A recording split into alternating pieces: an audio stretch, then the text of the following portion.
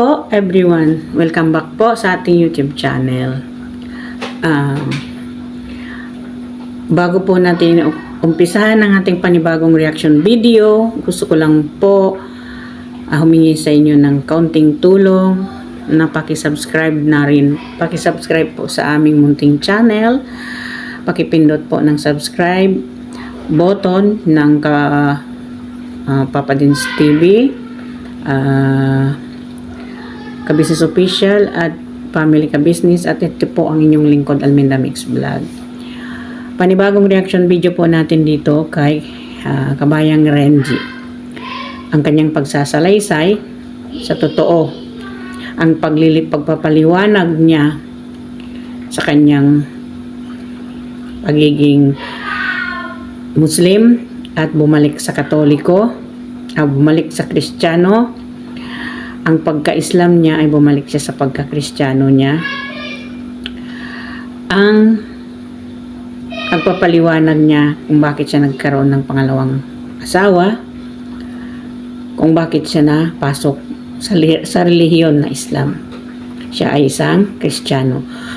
Malinaw po sa atin ang kanyang paliwanag na ito, na siya ay ang kanyang laman ng kanyang puso ay Kristiyano. So, doon po sa na yon, sa pagbabalik niya diyan sa Kristo, pagka-Kristiyano po niya, wala po yung batas doon, pero dito siguro sa side ng pamilya niya ay siyempre magagalit sa kanya. Pagkatapos niya nga mag-convert ng Islam ay pabalik rin naman pala siya doon sa pagka-Kristiyano niya. So, wala naman po doong batas kung ano yung sa kanya, sa kanya. Hindi ho siya nagkasala dito sa amin, mga Muslim. Nagkasala po siya sa Allah subhanahu wa ta'ala. Alam po niya yon, ang parusa sa kanya doon. Alam din yan ni Kabayan Renji kung anong mahinatnan niya sa Day of Judgment natin sa kanyang ginawa. Kasi hindi naman siguro niya yung gagawin kung hindi naman po niya alam. Kasi hindi ka naman po pwede basta-basta na lang po papasok ng isang reliyon kung hindi sa'yo sinabi lahat, kung hindi ka pangaralan, kung hindi ka anong sabihin sa'yo, kung ano yung rules, kung ano yung kagandahan dito sa aming reliyon, at kung ano yung hindi dapat mong gawin. So, dito sa kanyang salaysay, sa pagkaunawa ko sa kanyang salaysay, dahil naging frustrated daw po siya dito sa kanyang first wife, na lost communication nila. So, naisipan niya at may naghikayat daw sa kanya na pumasok ng Islam at magiging Muslim na siya. Pero ang totoong sa puso niya ay siyang Kristiyano. So, ang may kasalanan po doon ay talaga ay siya. Siya ang managot, siya ang magdusa. Habang buhay niya pagdusahan, habang buhay niya pagsisihan ito. Although ngayon hindi pa niya alam, ngayon na hindi pa niya nararamdaman ang parusa ng Allah subhanahu wa ta'ala sa kanya, so tayong lahat uuwi naman po talaga doon. So panagutan natin kung ano yung kasalanan natin, hindi ba? So malinaw sa kanyang salaysay is doon. Now, he's going back for his being Kristiyano, kasi he's a Christian totally. So, babalik na siya sa pagka-Kristiyano niya. So, wala pong batas doon. Nasa sa kanya po yun. That is his choice. So, dito po sa kanyang salaysay na tungkol dito, sa pag-asawa niya ng second wife, ay medyo pakinggan po natin ng kaunti yung salaysay dito sa kanyang second wife. Parang inaakay siya ulit pabalik sa Islam, pinapaliwanag sa kanya, parang mag-isip-isip, pagdili-dili sa sarili, kasi mali yung naging desisyon. Correct me if I'm wrong, ka-business namin minamahal, parang hindi ka basta-basta pinipitawan ng iyong mga kasama. Hindi naman yun sa ganun na hindi ka basta-bastang bitawan. syempre, on that time kasi, kaya yung ganon ang sitwasyon. On that time kasi, nanindigan ito si Renji na siya ay isa na talagang Muslim. Kasi converted na siya talaga sa Islam. So, kaya yung masasabi niya na talagang kailangan ay kausapin siya uli. Kumbaga, pangaralan siya uli dahil nga mali lang nga yung naging desisyon niya kasi nandito na siya sa Islam. Hanggang doon lang po yun. Pero yung sasabihin na na talagang hindi ka basta-bastang pakakawalan ay yun po ang hindi natin masasagot kasi nasa desisyon po yan talaga ng isang tao. Kung ikaw ang nag-convert ay dapat panindigan mo yun. Although siguro nakikita ng mga taong naghikayat sa kanya na talagang parang naging totoo siya, siguro hindi na talaga siya ginagawa niya na ginagampanan niya ng pananampalataya bilang Muslim.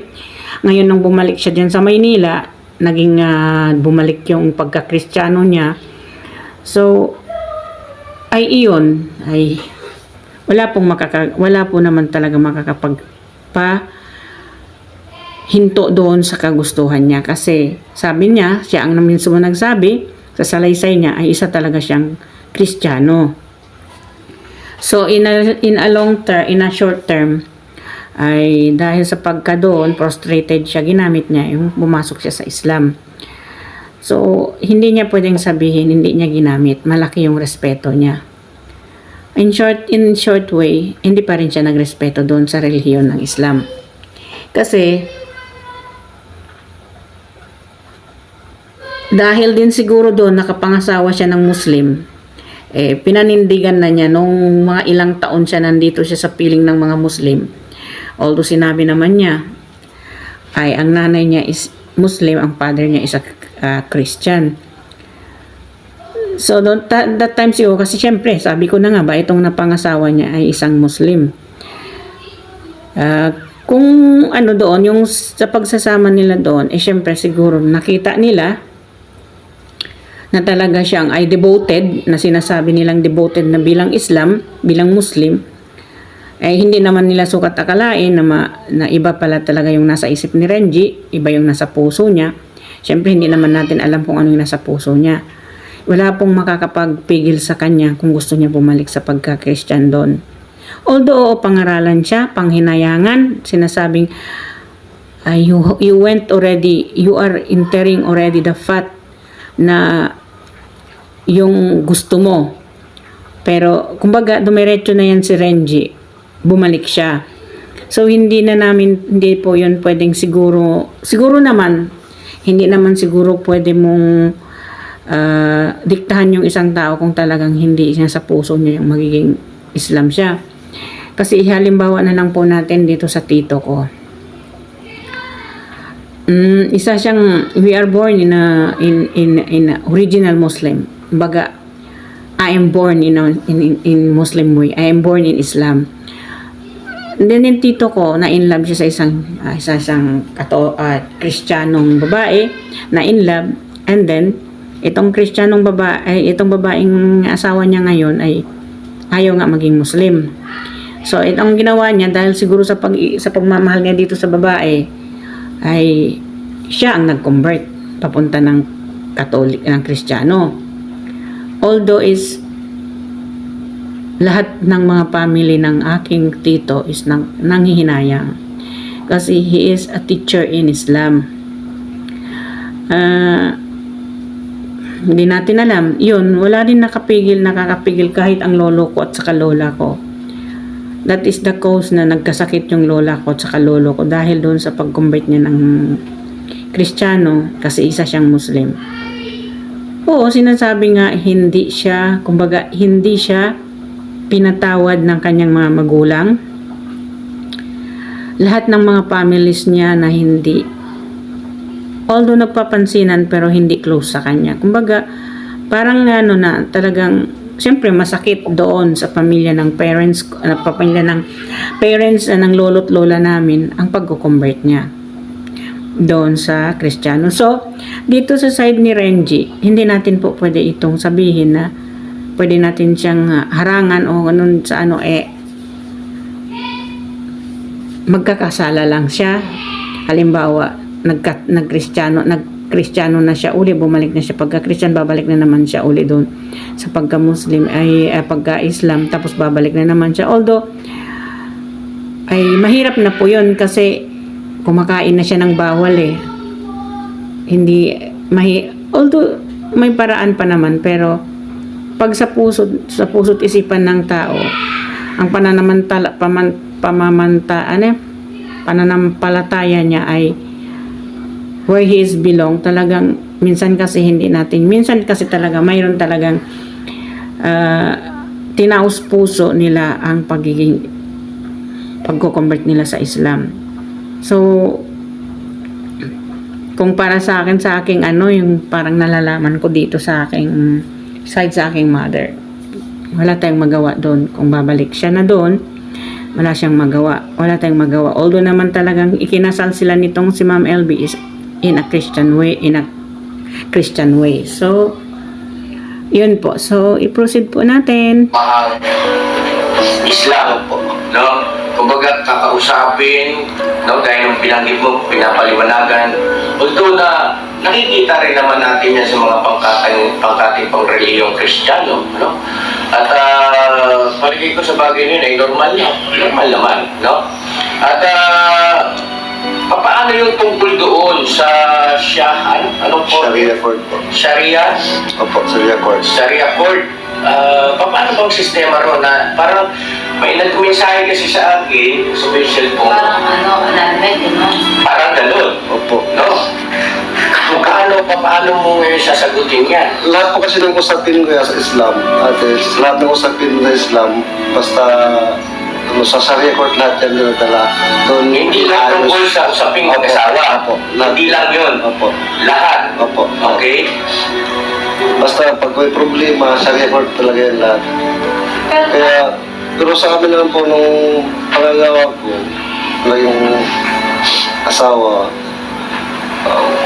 yung usapan naman po namin kasi is maayos naman po na pumayag na siya, basta wag kulang pa ba yung anak namin. Actually, na ma-open ang communication, although minsan hindi siya communicate.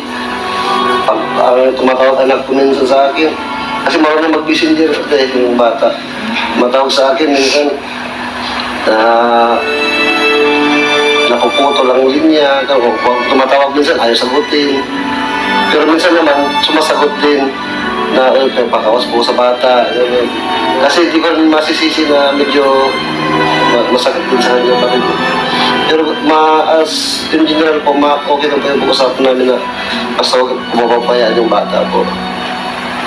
Which is ginagawa ko naman po ito yung magkakaroon ako ng biyaya, isinahati ko naman po para sa bata, tsaka para sa kanila. Kahit wala kayo black and white? Wala po po, kahit wala po. Hinahati ko naman po talaga. Sa bibig mo mismo nanggaling yan, Renji, ha? At hindi po sa akin bilang vlogger. Ano po, mga kapitid, sana magkaroon ng hinaw yan. Ulitin ko po, mataas ang aming paggalang, respeto sa mga kababayan nating Islam. At nagkataon nga po na ito yung vlog natin Ito yung sitwasyon, ito yung katotohanan na pangyayari sa buhay nila. Ngayon, doon sa binabanggit ni Ate LV kanina na whatever the documents na i-present, as long as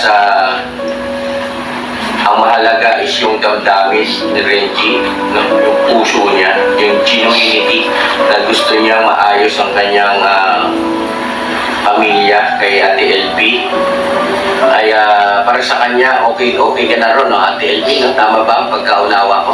Opo. No, ayun, salamat ha.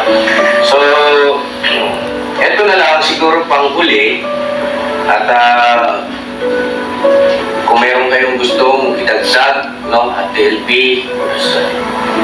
ito naman ay parang vlog na ito, hindi naman na ito teleserye. Parang vlog na, kanina teleserye, ito yung vlog na. Basahin ko lang ito yung isa sa mga kababayan din natin na maaaring isa rin siya sa Islam. No? Boss, good evening boss. Siguro ito yung magandang malinaw ni Kuya Renji sa lahat. Di ba sinabi niya sa inyo na pumayag na yung second wife niya na makipagbalikan siya kay Ate LV at nagtaka pa nga si Mrs. Ka-Business kung paano napapayag ni Kuya Renji ng ganun kabilis si second wife? At doon sa pag-uusap nyo yun, ay wala namang sinabi o pinaliwanag si Kuya Renji sa inyo tungkol sa patakaran o batas ng Islam, tungkol sa kasal sa Islam. Nasa Islam pala ay basta pag napapahayag o napapapayag mo yung asawa mong Muslim na magdagdag ka ng asawa, ay legal ka ng makakapanligaw o magdagdag ng asawa. Pero hindi ibig sabihin nun ay hiwalay na kayo ni second wife. Malinaw na asawa pa rin niya yun at obligado siyang ibigay niya ng patas ang pangangailangan nun sa ayaw o sa gusto niya. Kung ano ang ibinibigay niya sa idinagdag niyang asawa mula pinansyal hanggang sa pakikipagsiping, ay dapat yun din ang ibibigay niya kay second wife. At kung sasabihin naman ni Kuya Renji na pumayag na yung second wife niya na maghiwalay na sila, ay hindi pala po pwede manligaw si Kuya Renji hanggat hindi sila humaharap doon sa Sharia Court o Sharia Court noong second wife niya para maghiwalay ng legal. Dahil kung manliligaw siya nang wala silang legal separation galing sa Sharia Court, ay malinaw lang na nilaglag at binabastos niya ang batas ng relihiyong Islam.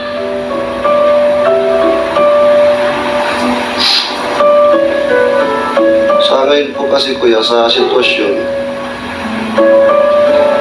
yun ang nangyayari na hinahati ko yung kung anong meron ako para sa kanila at sa para kina Elvi po.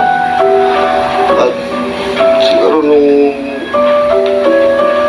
So ito, naiintindihan ko yung pinupunto mo riyan.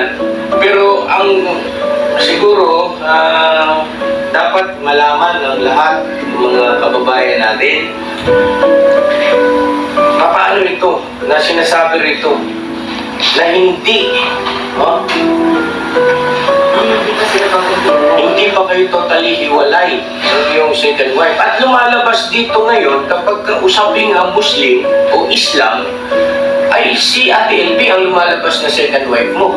At yung pinakasalan mong una sa Islam, siya ang first wife. Sa Islam po. Sa Islam. No? Sa Islam po. pero una po ako naging Kristiyano kuya eh. Nagpakasal na ako sa Kristiyano bago po ako naging Islam. Okay. Magandang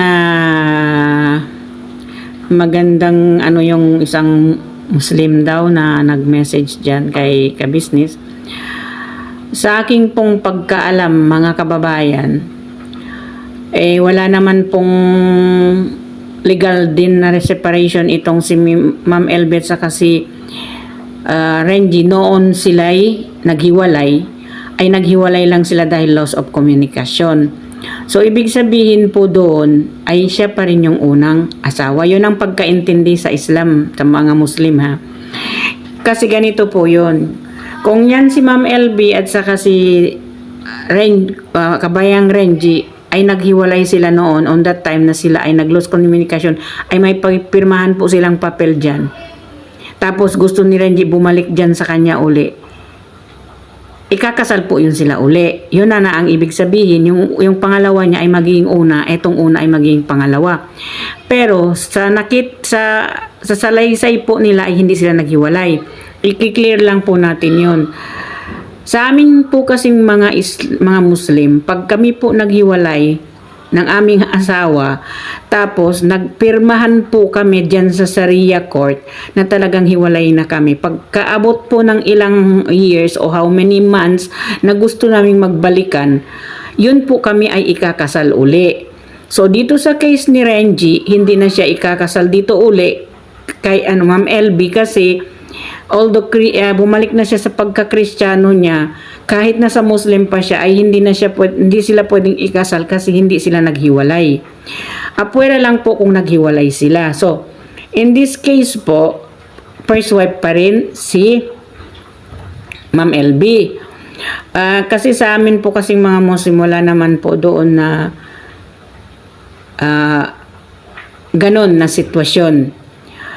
Ang sa atin lang, ang i-clear lang natin ay yung kung naghiwalay kayo, nagpirmahan talaga kayo ng first wife mo, tapos nag-asawa ka ng second wife and then you want to go back to your first wife, yung ninyo, yung legal separation ninyo yun, kasi naging single na kayo doon eh. So, kung magbalikan kayo, ikakasal kayo ulit.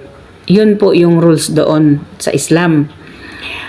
So, yun lang po ang yun lang po ang aking kaalaman kasi itinanong ko po yan. Dito po sa pagre-reaction ko dito sa sitwasyon ni Renji ay nag-research din po ako or saka syempre babae kami, hindi namin alam kung ano yung rules na ganyan kasi sa mga ustads at saka sa mga imam na may alam dyan po tungkol dito. Pero dahil po dun sa pagtatanong ko, although naman itong na ex-husband ko is may kaalaman din kasi ustads yung tatay. So may kaalaman din siya. So nagtanong din ako sa daughter ko. Of course, that my daughter, she knows everything kasi po they knows how to read Quran. I'm not lucky because I cannot read properly on that. Katulad ng pagbabasa natin sa libro na talagang expert ako, hindi po talaga ako expert yan kasi hindi ako nakatapos dyan. Pero silang lahat nakatapos po sila dyan. Yun ang pagkaalam ko. So, i-leave natin on that case, pero sana, although alam naman natin na it's very clear na talagang gusto na rin ni second wife na maghiwalay sila nitong si Renji. So, there's no question na po doon kasi pumayag din naman siya, maghiwalay na sila. Yun lang, kung okay lang ba magpipirmahan sa Sharia Court yung second wife. Yeah, okay. Lahat po, posible kuya. Basta yung distance lang ang problema. Why? Nasa probinsya po sila tapos dito. Paano magkakapirmahan po? Okay. Agree naman Payag lang po, wala pong problema po. Payag siya. Opo. na lalagda siya sa parang anal niya. Opo. Basta yung bata lang po ang niya Tapos yung bata, talaga mo, syempre, obligasyon mo yun na sustentuhan. At minsan kasi hindi ko pa siya narinig. Ayaw niya po kasi mag-usap na kayo. Nag-message po siya kay ate I-message mo siya, message ka business. sa messenger. Pag-check mo nga, asa yung cellphone ni ate, pasunod nga po. Noong sinabi ko mag-message siya. Ano pangalan niya? Dito na lang, type na lang.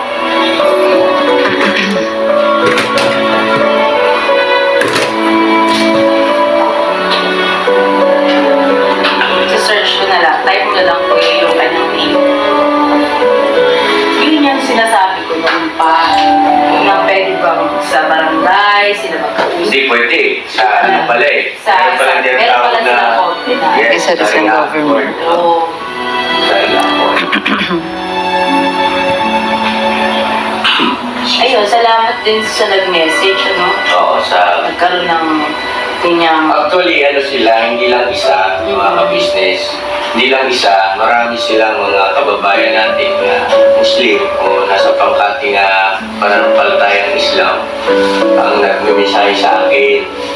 At sabi ko nga ako, huwag kayo mag-alala kasi hindi naman matatapos yan, Siri, hanggat hindi naitatakil. Napag-usapan yung bagay na yan. Dahil nga ako, aminado ako, limitado yung knowledge ko dyan eh. At si Renji lang ang talagang makakasagot sa mga bagay na yan.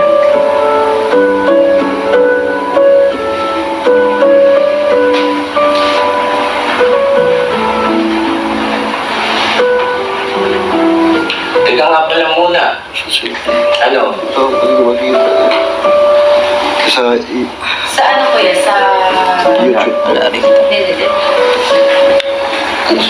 Messenger. May internet ka, wala kaya sa internet. Sa YouTube.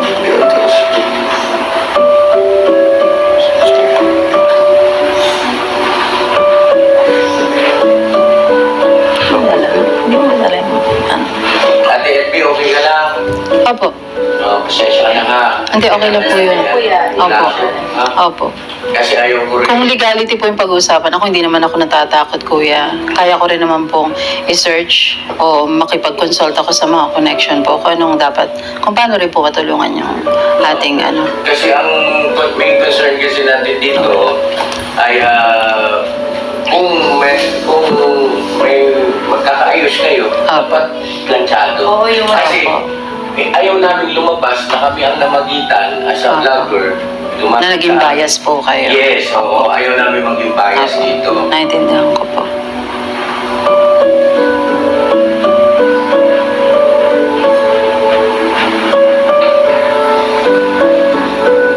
Parang nakikita nabasa ko yun sa spam. Sa spam, baka nasa spam.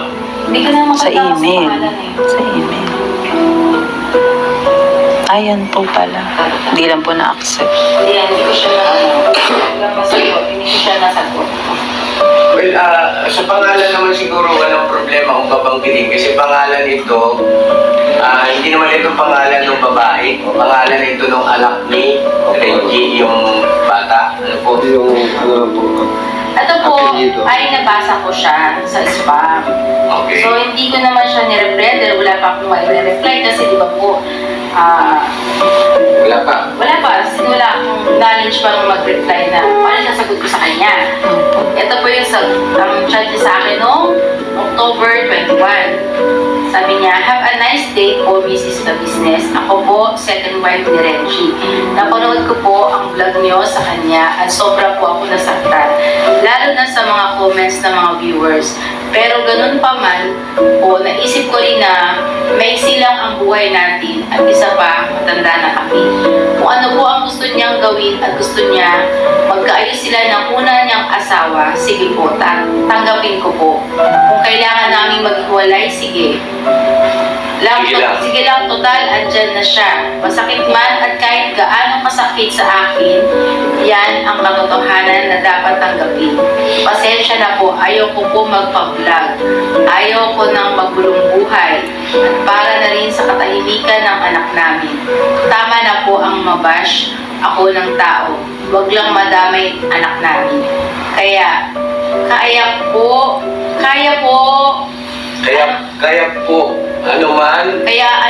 ano man balak ng asawa ko, sige lang po, maintindihan ko. Maraming salamat po. Ate, sana maunawaan niyo po ako. Sana po, hiling ko para sa anak ko, huwag niyo naman po i-vlog ang unang asawa niya. Para po sa anak ko, kasi po, nanonood po siya ng vlog ni papa niya. Antayin na lang namin dumating ang araw na maunawaan niya ang lahat. Gusto ko rin po magkaayos na sila ng pamilya niya. Basta huwag na lang niyang kalimutan ang anak niya dito. Yun lang po. Magandang araw po, Ma'am Ka-Business. Ako po yung second wife ni Renji. Kuya ate, nagulat man ako at nasaktan sa sinabi ng asawa ko. Nauunawaan ko po ang hangarin niya na mabuo pamilya. Masakit man po sa akin bumitaw, pero kailangan ko po tanggapin. Ayoko po maging kontrabida dahil mga matatanda na po kami. Sapat na po sa akin ang anak ko. Pasensya na po kung ayaw kong magpa-vlog para po sa amin, lalo na sa anak ko. Tulungan niyo lang po si Renji, ano man gusto niya, okay lang po sa akin. Mahal ko po siya, kaya malaya siya gawin ano gusto niya. Kung maalala niya anak niya, welcome naman po siya makita ito. Ang masasabi ko lang sa asawa ko, maraming salamat sa pagmamahal at pag-alaga sa amin ng anak mo. Kuya ate, salamat po sa tiwala niyo sa kanya. Ingat po. Makirit, tawid ka na naman. ito yung isa sa atin na pinupunto. Kasi andun talaga yung katotohanan na meron din talaga masasaktan. Pero salamat na nga lang dito kasi malawak ang kanyang pangunawa. At So, tingnan ninyo po mga kababayan. Talagang nagpaubaya talaga siya na talagang gusto rin niya na magbalikan na itong sa unang asawa ni Kabayang Renji, ito si Ma'am LB, na ayusin na, magkaayos na, kumbaga nagbigay siya ng way. Naku Renji, alam mo yun ang nangyayari doon. Lahat ng kabutihang ginagawa mo, napunta lahat sa asawa mo, walang natira sa'yo. Kaya pagdusahan mo yan sa bandang huli. Ganon po yun kasi nagbigay siya ng pahintulot na bumalik. Sakripisyohin niya ang sakit na naramdaman niya kasi mahal niya eh. Kumbaga itong sitwasyon ni Renji na ito ay hindi sila nag-away. Wala silang samaan ng loob ng pangalawa niya. Pumunta lang siya ng Maynila na iba yung isip niya, gusto niyang bumalik sa una niya. So, lahat naman talaga binabalikan naman talaga yung una. Bihira lang naman talaga na yung nag-stay talaga yung lalaki doon sa pangalawa niya o pangatlo niya. So sa kabaitan po talaga niya, talaga dito lang sa message niya ay si Mrs. Ka-Business nga na nadala sa mga message ng babae. Kahit naman siguro sino kasi dito lang siguro makikita niya kung gaano kasaya ang pamilya ni Renji na nagbalikan sila. Ang sweet moments ng dalawang itong mag-asawa na nakikita niya. Ay durog na po yung pagkababae niya doon. Ito kasi sa sitwasyon ni Renji, mahilig siyang manakit ng damdamin ng mga babae. Yun. Kasi itong dalawang babae, sinaktan niya dinurog niya yung mga puso. Iniwan niya yung una niya nang dahil lang doon sa lost communication. And then nakilala niya itong pangalawa, pinakasalan niya. Ngayon, nung nauntog na naman siya, gusto niyang balikan itong panguna niya kasi ito yung original niya. Basta na lang iniwan na parang basahan yung pangalawa. Ang tindi naman talaga na masakit talagang isipin. Bilang babae para kasing hindi ka na makakabangon sa sakit nito Kasi nakikita mo Diba, nabanggit din niya na pinapanood ng anak niya yung vlog ng kanyang tatay. So, masakit din talaga yan, durog na durog talaga yung babae. So, pero, although na nagbigay naman siya ng pahintulot, masakit man siguro sa kanya, sinasabi naman niya na talagang masakit sa kanya dahil siyempre mahal niya yung asawa niya. Nagmamahalan sila. Hindi naman po natin pwede masabing wala nang pagmamahal si Renji diyan sa pangalawa niya hanggang ngayon. Wala silang, kumbaga maayos sila Gusto lang ni Renji bumalik doon. Kaya siguro yung ini-insist ni Renji dito ay okay naman na nag-usap na sila ng pangalawa. Dahil din siguro naawa siya. Sa batas naman talaga ng Kristiyano ay hindi naman talaga pwede yung dalawang asawa. Although dito sa batas ng Islam, pwede. Sa batas ng Muslim, pwede. Pero bumalik siya doon sa pagkakatoliko niya, kailangan niya i-clear up yun. Pero kung dito siya kung yung si Ma'am LB is Muslim din, wala namang problema doon. Okay naman yun Okay naman doon sa pangalawa, bumalik siya doon sa una. Ito lang yung una. Siyempre, natural itong una, ayaw niya na mayroon siyang kahati. Hindi po ba? So, mga kababayan, dito na po magtatapos itong ating reaction video dito kay Kabayang Renji. Itong teleserye na ginawa ni Ka-Business, ito po ay malaking halimbawa sa ating mga tao o sa Muslim man tulad ko o Kristiyano man na hindi tayo basta-basta gumamit ng relihiyon ng ibang relihiyon na mag-convert kung hindi man taos puso. Kung hindi man ang pinagko-convert natin yun ay dahil we believe na ang pananampalataya doon sa Islam ay you believe on that. Pag hindi naman ay dahil mayroon lang tayong dahilan kung bakit nag-convert tayo dahil sa reason ni Reggie, he's frustrated about his first wife kaya siya nag-convert. Hindi po yun pwede idahilan natin doon. Kailangan kung tayo ay mag-convert, taos puso natin yung gawin. Dahil gusto natin, hindi yun dahil diniktahan tayo, dahil gusto natin. Kahit man may hinanghikayat sa'yo, kung talagang gusto, kung may nanghikayat man o wala, kung talagang gusto mo, magiging tulad namin, magiging Islam ka, magiging Muslim ka, panindigan mo yun. Pananampalataya mo, pananampalataya doon sa Allah subhanahu ta'ala, ang paninindigan natin. Yun po ang pagko-convert doon. So guys, thank you very much. Hanggang dito na lang po. Thank you very much for watching. Sana po, bago natin i-end itong video, wag po natin kaligtaan ang pindutin yung button ng subscribe natin, ang Ka-Business Official, Papa Dins TV at Family Ka-Business, at ang inyong lingkod Alminda Mix Vlog.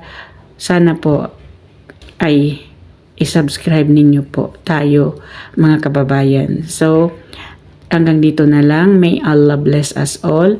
Good afternoon and good evening po dyan sa Pilipinas. Magandang gabi po dyan sa Pilipinas. This is Alminda Mix Vlog nagsasabi po. Mabuhay tayong lahat. I love you all. Sa mga subscriber ko po, maraming salamat po sa pag-subscribe ninyo sa akin. Nawa ay bigyan kayo ng magandang pamumuhay and more blessing po na ibibigay sa inyo ng Allah Ta'ala. Inshallah po, lahat tayo ay maging masagana. Thank you very much po and bye-bye po.